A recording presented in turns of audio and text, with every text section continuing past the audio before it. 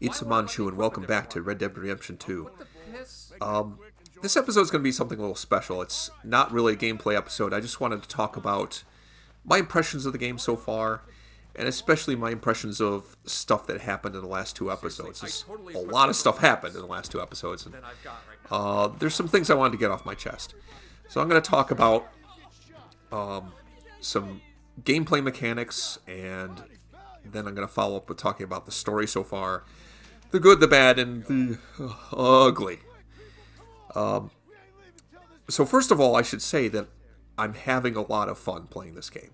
And that's really an important thing. It's fun. I'm enjoying myself.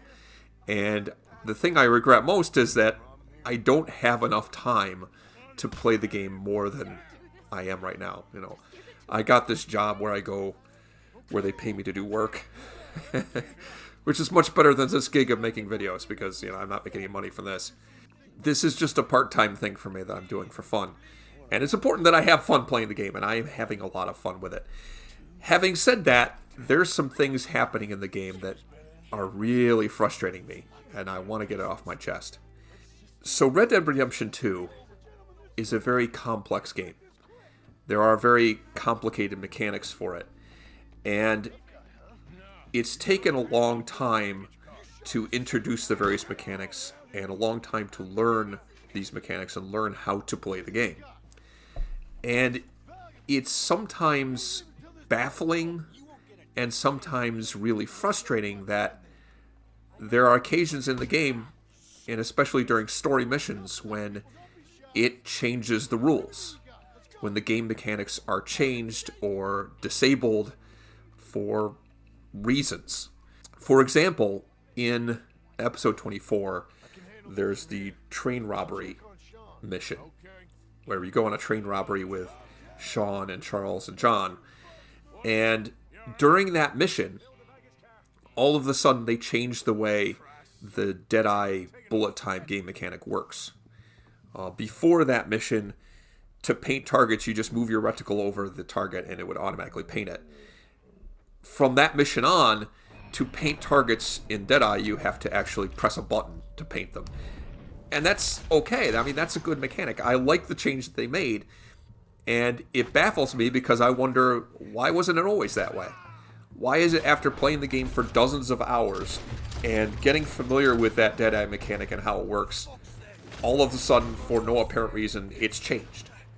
Why wasn't it always like that, like it is now? I don't get that. It's just bizarre. Get out of cover. Get out of cover. And something else that happened that was really frustrating for me. You know, I'm very particular about having the right tool for the job. And at this point in the game, there are a lot of weapons in my arsenal. I have a sniper rifle that I acquired sometime during episode 24.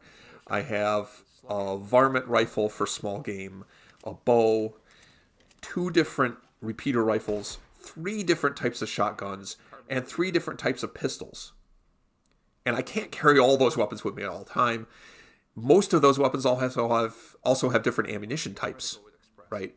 So I'm very particular about choosing the right weapon that I think would be best suited for the job that's coming or the encounter that's coming up.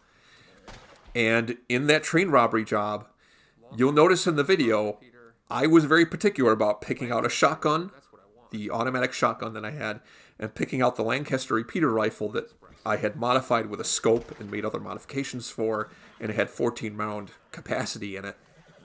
And then as soon as the mission started, the game automatically unequipped the shotgun and equipped the other repeater rifle that only has a 7-round capacity and not all the modifications I put on it on the other the Lancaster repeater.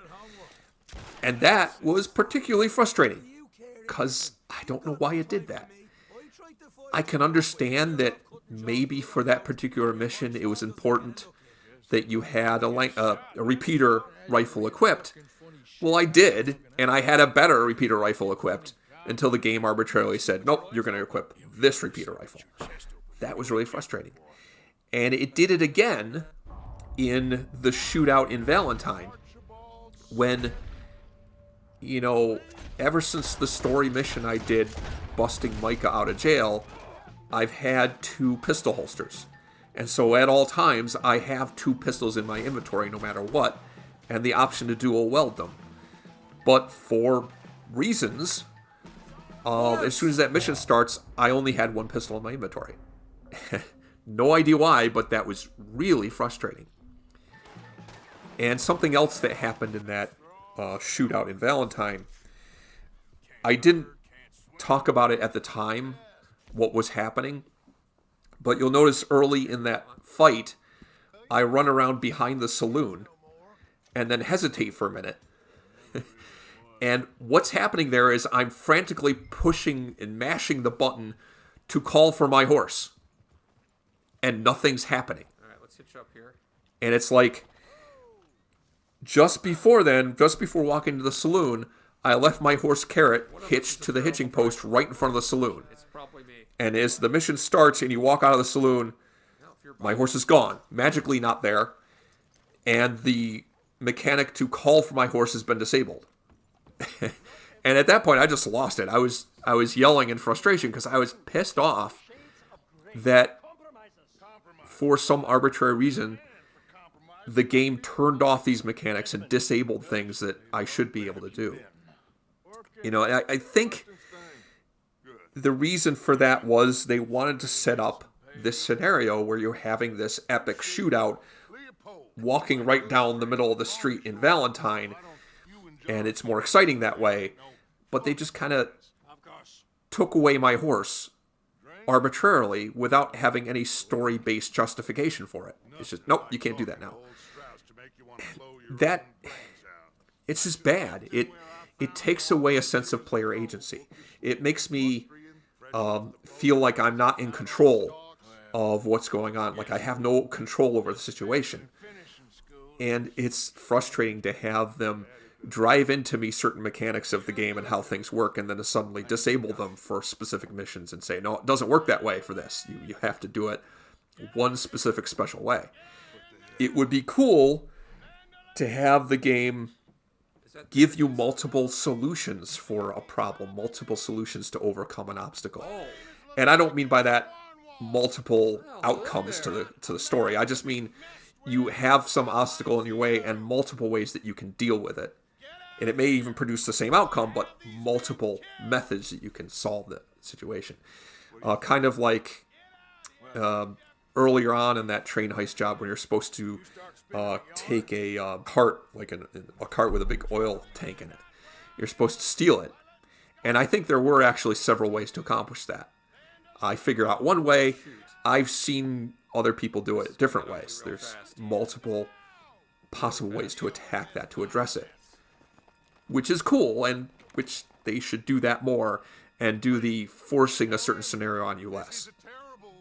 And one other thing that happened in the last couple episodes that was a little bit frustrating, the cover mechanic in this game is pretty good. It works really well. It works well both for the player and for enemy AIs that use it effectively.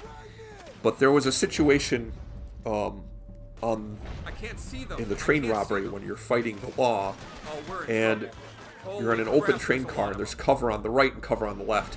I was taking cover behind the cover that's on the right-hand side, and then looking over to the left and trying to shoot at enemies using Deadeye on the left. And it wasn't working because the targets I was painting, I wasn't hitting them. The gun was shooting into the cover on the left, and it was because I wasn't covering behind that cover. I was covering behind the cover on the right-hand side. I understand why that happened. It's annoying, but at least I understand it, and it's something I can be careful of in the future and avoid it happening. I'm not hitting them. But anyway, I had to get that off my chest. It was stuff that annoyed me and got me kind of torqued off in the last couple episodes. As far as plot developments, the various things that happened, there's a few things that happened in the last 2 episodes that drew me to the inescapable conclusion that there is a traitor in the gang. And if you've been watching my videos, I can envision 2 reactions. One is you might say, well, duh, no kidding, Sherlock. What was your first clue, Captain Obvious? Or you might actually say, what? What could ever draw you to the conclusion that there's a traitor in the gang? Well, bear with me. The first and most obvious indication of that was the train robbery. We had planned it out very carefully. We were going to stop the train in an isolated section of track far from civilization that would take the law a long time to react, so we'd have plenty of time to rob the train. And then out of nowhere, an army of lawmen show up. Then I read a newspaper article after the train robbery that talked about it. And it came out and said as much, that the law had been tipped off about the robbery, that it was going to happen. And if that wasn't enough, there was Dutch getting ambushed in Valentine. Now you could assume that the Pinkertons were watching Valentine. They had their eye on Valentine and people coming and going from it.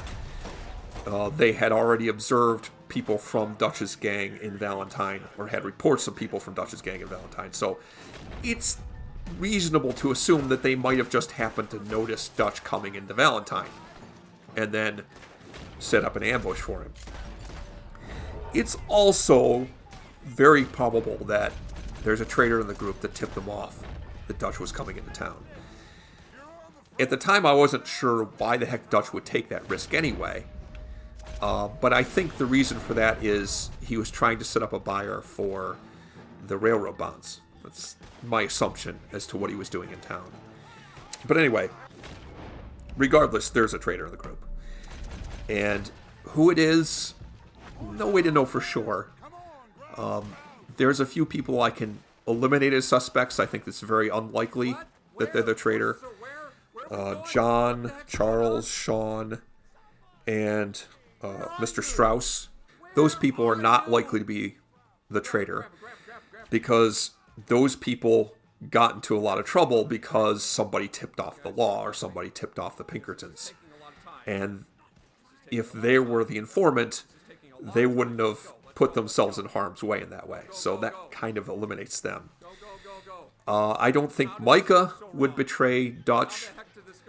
I don't know how much of the in-camp conversations I've left in, but it's clear to me, based on the way Micah worships the ground Dutch walks on, that Micah might be a psychopath, but he is very loyal to Dutch. And a lot of people in the camp, I just don't see a clear motive.